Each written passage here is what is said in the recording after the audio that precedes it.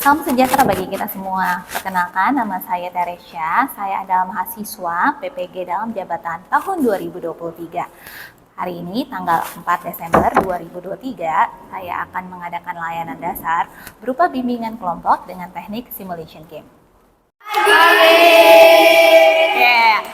Gimana kabarnya? Baik. Oke, terima kasih ya untuk kesediaan kalian untuk mengikuti bimbingan kelompok hari ini. Nah, Ibu Teresya mau minta kalian satu orang pimpin doa dong. Oke. Amen. Terima kasih, Madeline. Nah, hari ini kita akan mengadakan bimbingan kelompok. Ada yang pernah ikut bimbingan kelompok? Tidak. Nggak tahu ya. Nah, bimbingan kelompok itu adalah layanan yang diberikan dalam bentuk kelompok dan memerlukan dinamika kelompok. Gitu. Jadi tugasnya Ibu Teresya di sini adalah sebagai pemimpin kelompok, sedangkan kalian adalah anggota-anggota kelompok yang tugasnya adalah untuk aktif. Nanti kalau Ibu Teresya tanya kalian jawab, terus kita saling diskusi. Jadi terbentuk satu dinamika kelompok. Begitu. Paham? Nah, nanti kita juga akan membahas topik tertentu gitu ya. Hari ini kita mau bahas tentang manajemen waktu gitu. Nah, dalam melaksanakan bimbingan kelompok ada beberapa asas-asas yang perlu kita perhatikan ya. Yang pertama adalah asas keterbukaan. Jadi kalian harus secara jujur, secara terbuka menyampaikan pendapat kalian gitu ya. Lalu yang kedua juga kalian perlu memperhatikan asas kerahasiaan. Jadi apa yang kita ngomongin hari ini cuman kalau udah selesai kalian nggak boleh cerita-cerita ya. Lalu aspek kesukarelaan ya. Jadi kalian itu secara sukarela mengikuti konseling ini dan juga aspek kenormatifan. Artinya apa? Sesuai dengan norma-norma yang ada. Jadi kalau kalian mau ngomong atau mau berpendapat kalian harus ngapain? Harus ngapain? Angkat tangan dulu gitu ya. Angkat tangan dulu. Jadi nanti kalau misalnya ada temen yang ngomong, boleh dipotong nggak pembicaraannya? Tidak. Nggak boleh ya. Jadi kita harus saling menghargai. Nah, sebelum kita mulai, kita mau saling kenalan dulu nih, ya kan? Ibu Teresya cara kenalannya gimana? Cara kenalannya nanti kalian sebutin nama panjang kalian apa, lalu nama panggilan kalian apa, lalu hobi kalian apa. Tapi hobinya kalian nggak boleh ngomong. Contoh ya. Nama saya Ibu Teresya, nama panggilannya Tere. Hobi saya. Berarti hobi Ibu Teresya apa? Baca buku. Udah siap? Siap. Oke, kita mulai dari Rasul.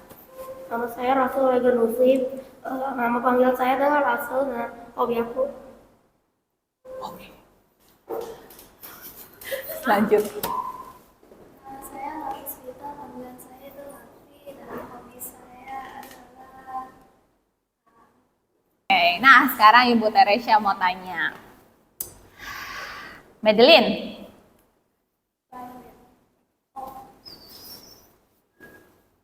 Russell tadi hobinya apa? main chess. Ya, main catur ya, betul. Raven, tadi hobinya Calvin? Betul ya. Jadi sampai di sini kalian udah ngerti belum? Iya. Udah paham? Udah. Ada yang mau ditanya? Tidak. Tidak ya? Oke, kalau nggak ada, kita mau mulai dengan permainan. Oke? Ibu butuh 2 orang untuk bermain, ya. Di sini ada beras, ada toples, dan ada bola pingpong. Nah, tugasnya adalah bagaimana caranya supaya bola pingpong dan beras ini bisa masuk dalam satu wadah dan bisa ditutup. Semuanya. Nah, semuanya. Betul, semuanya ya, semuanya. Ada yang mau jadi volunteer 2 orang? Justin dulu. Oke. Justin. Gimana Justin kira-kira caranya untuk bisa memasukkan bola pingpong dan berasnya? Berasnya harus dituang. Boleh dituang ya, harus dituang. Ya, boleh dituang berasnya, boleh. Nah. Semuanya, harus semuanya. Dan itu juga, iya. Semuanya, betul.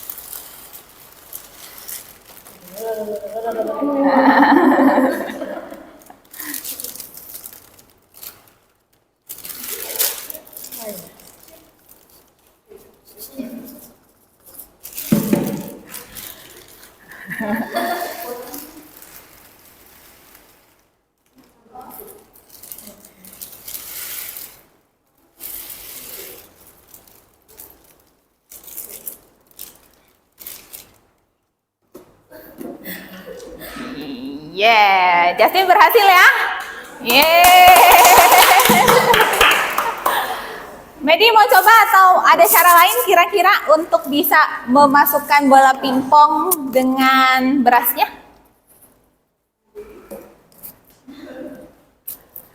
Oke, coba Medi dengan cara lain. Gimana coba Medi? Coba, ya, coba ya. Dicoba. Dicoba.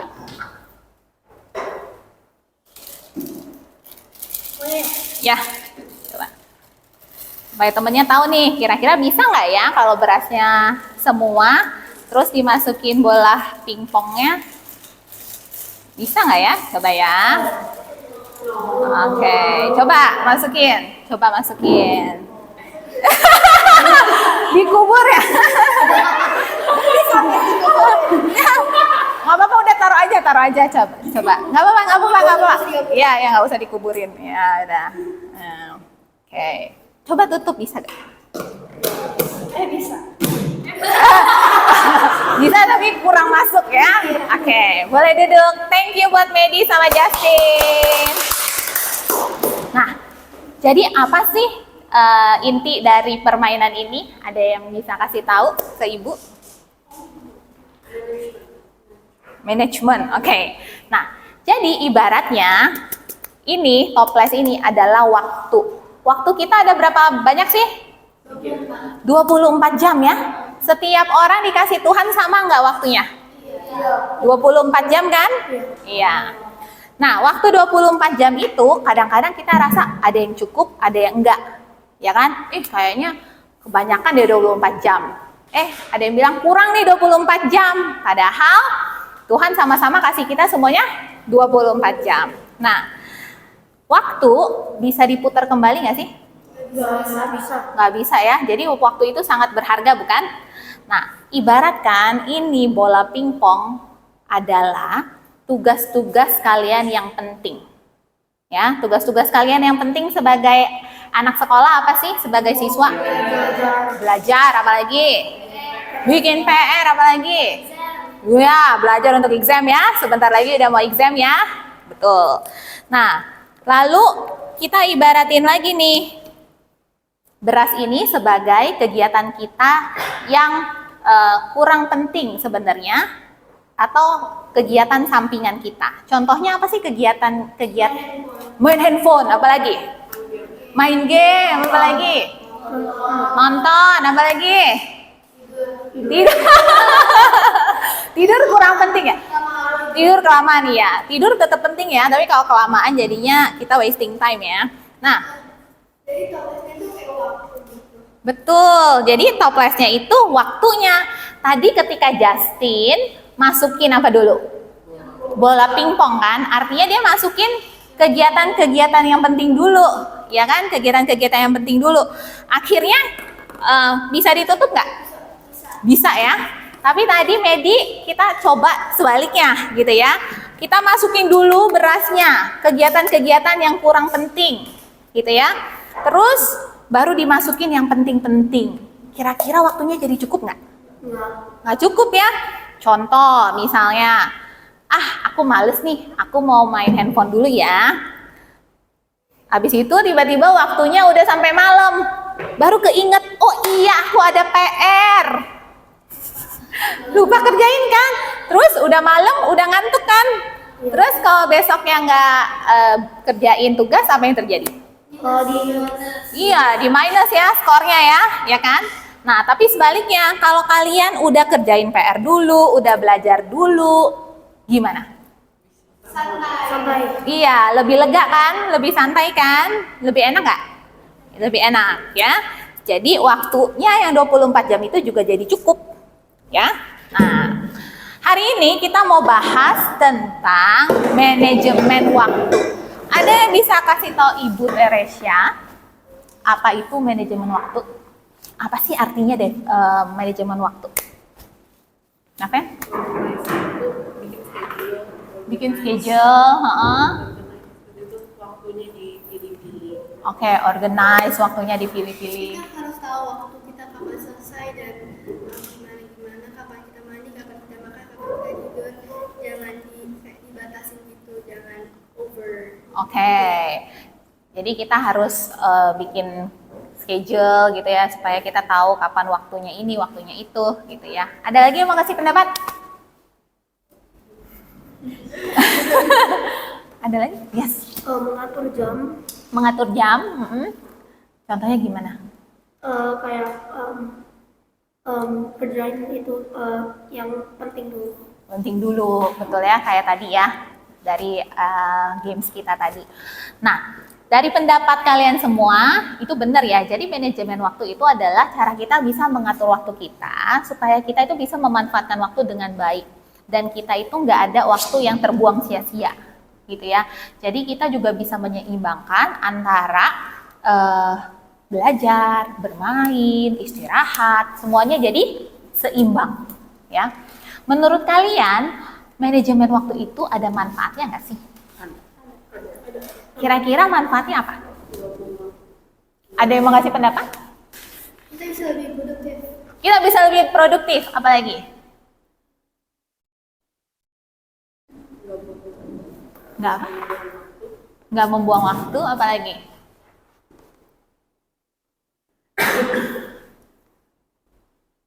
Apalagi? Ada yang tahu nggak sih, apa sih manfaat? Ngapain sih kita susah-susah ngatur waktu? Gitu. Apa sih manfaatnya? Biar teratur, apalagi? Ayo.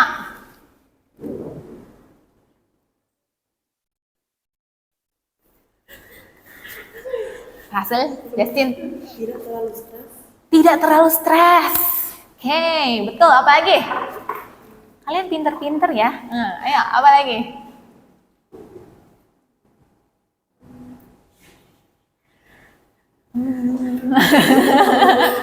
Supaya lebih fokus ke studying. Supaya lebih fokus ke studying. Oke. Nah, jadi benar ya tadi pendapat dari kalian semua ya. Jadi manajemen waktu itu sangat bermanfaat ya. Yang pertama adalah kita itu bisa lebih terarah ya kan kegiatan-kegiatan kita. Kayak tadi udah di schedule gitu ya. Kapan waktunya kalian belajar, kapan waktunya kalian makan, kapan waktu kalian mandi gitu ya. Semuanya udah terschedule. Lalu juga dengan adanya manajemen waktu, tujuan yang kita ingin capai bisa terpenuhi kan, misalnya yang tadi waktunya untuk belajar gitu kan, bisa tercapai tuh. Lalu juga kita bisa lebih disiplin, ya kan, lebih disiplin misalnya dalam ngerjain tugas. Oh jadi aku harus kerjain tugas dulu nih, baru aku nanti main misalnya. Lalu juga kita bisa lebih bertanggung jawab terhadap waktu, ya, nggak buang-buang waktu. Kalian nggak gunain waktu cuma buat main game, scrolling IG orang gitu ya. Siapa yang suka kayak gitu? Bagus, jujur ya. Atau misalnya TikTok, siapa yang suka main TikTok? Oh, suka main TikTok ya. Oke. Jadi nggak cuma begitu, tapi kalian bisa lebih produktif ya. Lalu juga kalian bisa mencapai apa yang kalian mau juga, dan kalian itu benar tadi kata Justin, mengurangi stres ya dan kecemasan. Gimana sih ceritanya Ibu Teresia bisa mengurangi stres? Kalau misalnya semua kerjaan kita udah beres, lebih lega nggak hidupnya? Ya kan? Lebih enak kan? Yang penting-penting dulu, nanti baru kita santai gitu kan? Dan juga yang gak kalah penting, hidup kita jadi seimbang, ya kan? Jadi kapan waktunya kita belajar, kapan waktunya kita istirahat, kapan waktunya kita main. Dalam manajemen waktu bukan artinya 24 jam kalian pakai buat belajar doang ya. Jangan. Kalau 24 jam kalian belajar doang, apa yang terjadi? Stres ya. Nah, makanya perlu seimbang nih. Belajar untuk istirahat. Itu juga penting ya. Istirahat itu penting loh, ya. Nah, dalam memanajemen waktu juga ada prinsip-prinsip yang harus kalian perhatikan. Prinsipnya apa sih? Ada yang bisa kasih pendapat nggak? Nah, prinsip-prinsip yang perlu kalian perhatikan ketika memanajemen waktu adalah satu, kalian harus tetapin tujuan dan prioritas. Kalian tahu apa itu prioritas? Ya, priority ya, yang penting-penting gitu ya, yang penting-penting. Yang kedua, juga kalian harus menghindari distraksi. Apa yang paling sering bikin kalian terdistraksi? Handphone, TV, apa lagi? Notifikasi. Game. Kok AC sih? Buat tidur. Oh ya, oke. Berarti kalau misalnya kamu tahu bahwa itu membuat kita terdistraksi, berarti apa yang harus dilakukan? Disarin. Iya. Disita. Siapa yang pernah disita handphonenya? Biasanya laptop disita 1 tahun. Oh, kalau exam nggak lulus disita ya. Kalau nggak disita, tetap main.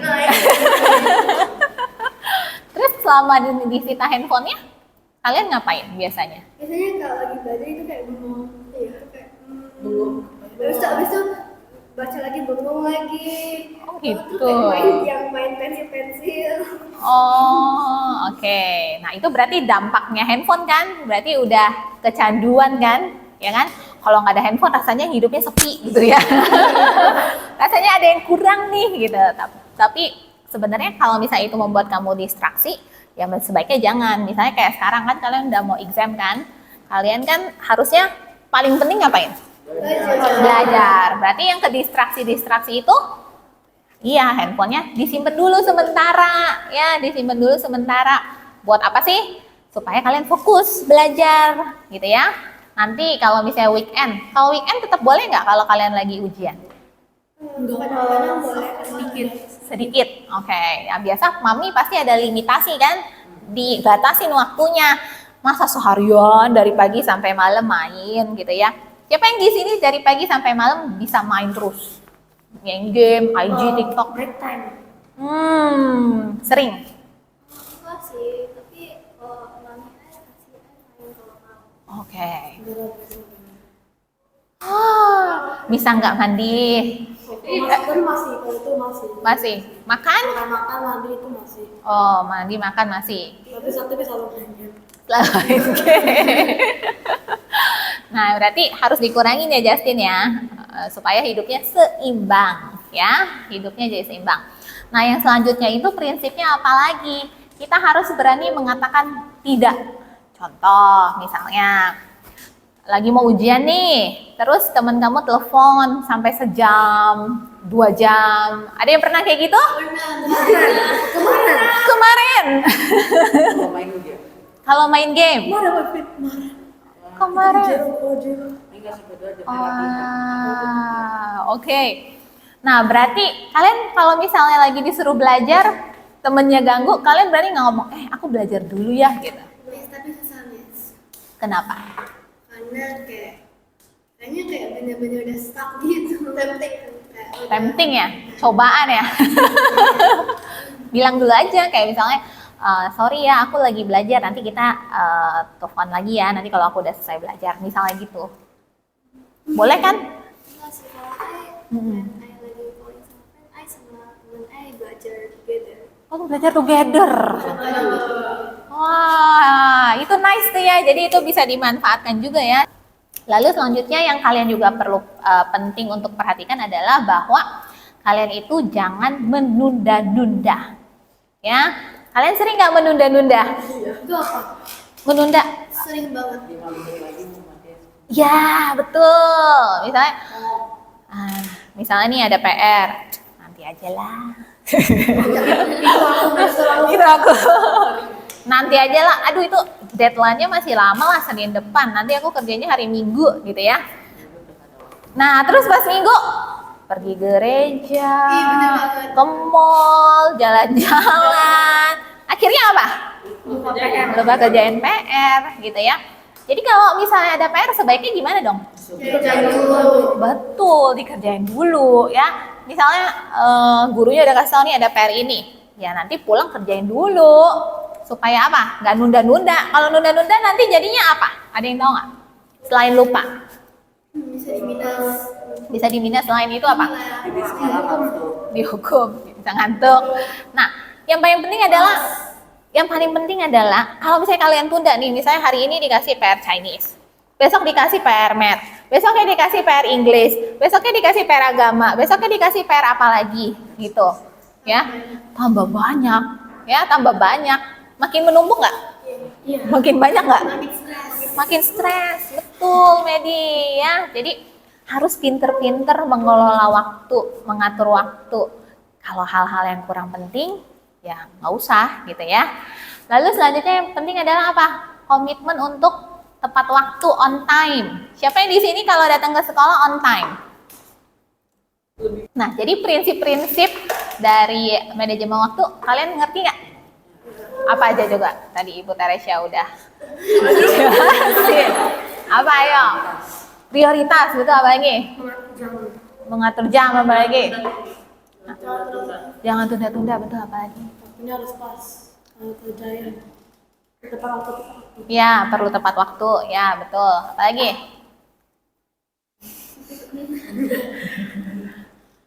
Udah jauh semua. Udah jawab semua? Masih ada yang belum? Berani berkata apa? Tidak. No, ya. Berani berkata tidak, ya. Nah, untuk kita bisa mengatur waktu kita dengan baik, itu ada caranya loh. Kira-kira caranya gimana sih mengatur waktu? Bikin schedule. Betul, bikin schedule. Siapa yang di sini udah terbiasa bikin schedule? Tapi kadang kalau bikin schedule nggak diikutin schedule. Iya. Oh gitu. Jadi kalau diikutin ya udah. Oh, siapa yang pernah bikin kayak checklist hari ini harus ngerjain apa? Pernah terus tapi pernah terus nggak diikutin kayak 7 nggak diikutin. 7 kegiatan terus nggak diikutin. Nggak dicek. Kenapa seperti itu? Malas. Berarti malesnya harus dibuang jauh-jauh ya. Soalnya kalau misalnya kita, iya betul, salah satunya caranya adalah kita bikin list tugas kita hari ini apa. Misalnya, oh saya harus kerjain PR ini, saya harus belajar, saya harus les, saya harus main ke sama temen. Apa? Kalau udah selesai dicek ya, udah dilakuin atau belum. Kan kalau kalian di sekolah juga ada agenda kan? Ya kan, ada agenda. Mungkin kalian juga bisa checklist dari situ. Nah, tapi ada juga teknik lain ya, teknik lain yang juga bisa kalian gunakan. Nah, teknik ini hari ini Ibu Teresia mau ajarin. Ini namanya teknik 4 kuadran. Jadi dalam kuadran ini ada 4 bagian ya. Ada hal yang penting, hal yang tidak penting, hal yang urgent dan hal yang tidak urgent. Ya, urgent, mendesak, urgent. Iya, urgency. Nah, kita mau lihat videonya dulu. Prioritas sebenarnya pada dasar prior yang berarti primer atau dasar atau lingkungan. Dalam kamus Oxford Dictionary, istilah prioritas sebagai keadaan di mana seseorang atau sesuatu dianggap atau diperlakukan lebih penting daripada yang lainnya. Jika merujuk pada kamus besar bahasa Indonesia online, prioritas juga diartikan sebagai yang didahulukan dan diutamakan daripada yang lain. Dalam menjalankan aktivitas sehari-hari, pentingnya untuk menyusun prioritas. Mengapa menentukan prioritas itu penting? Mungkin kamu pernah merasa dalam satu hari ada banyak hal yang harus kamu kerjakan. Entah itu adalah hal-hal yang penting dan harus segera dilakukan, atau hal-hal yang sifatnya bisa kamu tunda dulu. Tapi, jika kamu tidak terbiasa menentukan prioritas, saat ada banyak hal yang harus kamu lakukan dalam satu waktu, kamu akan merasa sangat bingung mana yang harus didahulukan. Dengan menentukan prioritas, kamu jadi bisa mengatur kegiatan berdasarkan tingkat kepentingan dan urgensinya, apa yang harus segera dilakukan, sehingga semua kegiatan kamu bisa terlaksana dengan baik dan teratur. Nah, disinilah aturan skala prioritas bisa membantu kamu dalam mengatur semua kegiatan kamu. Maka langsung saja, berikut langkah-langkah dalam mengatur kegiatan kamu menggunakan 4 kuadran skala prioritas. Hal pertama yang kamu lakukan, silahkan buat atau tulis daftar kegiatan. Untuk mudahnya, misalkan kita buat kegiatan yang akan dikerjakan dalam sehari ya. Oke, yang kedua, dalam daftar tersebut, kamu masukkan semua kegiatan, baik itu yang bersifat penting yang harus segera kamu lakukan, atau ada kegiatan yang ingin kamu rencanakan. Bahkan kegiatan-kegiatan yang biasanya bersifat sepele yang cenderung membuang-buang waktu kamu, itu dimasukkan juga. Setelah semua sudah masuk dalam daftar, disinilah 4 kuadran skala prioritas digunakan. Berikut adalah 4 kuadran skala prioritas yang diadaptasi dari Stephen R. Harvey. Kuadran pertama untuk hal penting dan mendesak. Kuadran kedua untuk hal penting namun tidak mendesak. Lalu kuadran ketiga untuk hal mendesak namun tidak penting. Dan yang terakhir kuadran keempat untuk hal tidak penting dan tidak mendesak. Kuadran 1 sudah dilakukan, kuadran 2 rencanakan, kuadran 3 silakan minta bantuan, kuadran 4 tiadakan. Lalu daftar yang sebelumnya sudah kamu buat tadi, langsung kamu bolongkan dan diisi ke dalam 4 kuadran ini. Mudah kan? Berikut adalah contoh aktivitas yang dibagi ke dalam 4 kuadran skala prioritas. Jadi pada intinya di kuadran 1 adalah hal-hal yang harus kamu lakukan atau segera kerjakan. Untuk kuadran kedua adalah hal-hal yang perlu kamu rencanakan. Jadi ini bersifat jangka panjang. Pada kuadran ketiga ini, jika sebelumnya di kuadran 1 kamu banyak aktivitas, nah di kuadran ketiga ini kamu bisa meminta bantuan orang lain untuk melakukannya. Pada kuadran terakhir atau kuadran 4 ini adalah hal-hal yang bersifat sepele atau cenderung membuang-buang waktu kamu. Ini bisa kamu kurangi atau bahkan ditiadakan sama sekali. Itulah cara bagaimana kamu mengatur prioritas dengan menggunakan 4 kuadran skala prioritas. Semoga hidup kamu bisa lebih terencana dan teratur sehingga kegiatan sehari-hari kamu bisa lebih produktif. Oh ya, 4 kuadran skala prioritas ini juga bisa kamu pergunakan saat mengamankan keuangan untuk menentukan kebutuhan mana saja yang harus didahulukan, ditunda atau bahkan ditiadakan. So, selamat mencoba. Oke. Nah, tadi kan kalian udah nonton video, ada yang mau ditanyain nggak? Udah jelas? Ya, jadi ini ada 4 kuadran ya. Jadi yang kuadran 1 nanti kalian list down kira-kira kegiatan apa yang penting dan mendesak. Lalu yang kedua, kegiatan yang mendesak tapi tidak penting. Lalu harus dilakukan. Kalau enggak, main game itu urgent nggak sih? Iya. Iya. Harus. Lalu yang ini bagian yang kegiatan penting tapi tidak mendesak. Lalu ada kegiatan yang tidak mendesak dan tidak penting. Ya. Kalau tidak penting dan tidak mendesak harus diapain tadi? Dihilangkan ya. Boleh ditulis namanya, kelasnya. Ya. Nah, jadi hari ini kalian dapat pelajaran baru nggak? Iya. Pelajaran apa yang kalian dapat hari ini? Manajemen waktu. Apa yang bisa kalian simpulin dari kegiatan hari ini? Waktu itu penting. Waktu itu berharga. Cara mengatur waktu. Time is money. Jangan tunda-tunda. Raven apa? Apa? Learn to see. Oh, to say no. Oke. Jangan stres. Melakukan prioritas. Melakukan prioritas. Oke, berarti kalian udah tahu ya. Nah, hari ini setelah kalian ngikutin kegiatan ini, kalian harus mengisi yang namanya lembar evaluasi. Ya, jadi gimana tentang kalian paham nggak sih? Terus perasaannya kayak gimana sih? Lalu rencana kalian selanjutnya apa? Nah, tugas kalian tuh sangat sederhana ya. Kalian tinggal tik di kolom yang sudah tersedia. SS adalah sangat setuju. S setuju. KS cukup setuju. KS kurang setuju. STS sangat tidak setuju. Oke, yes. Oh, nggak apa-apa. It's okay. Okay, thank you. This one and this. Okay.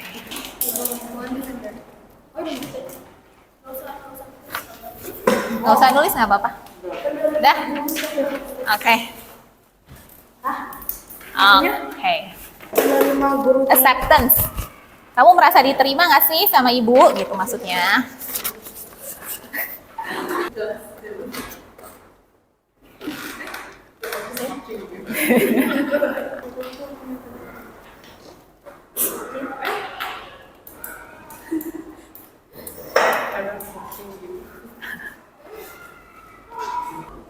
Ya, oke. Aja udah kocak.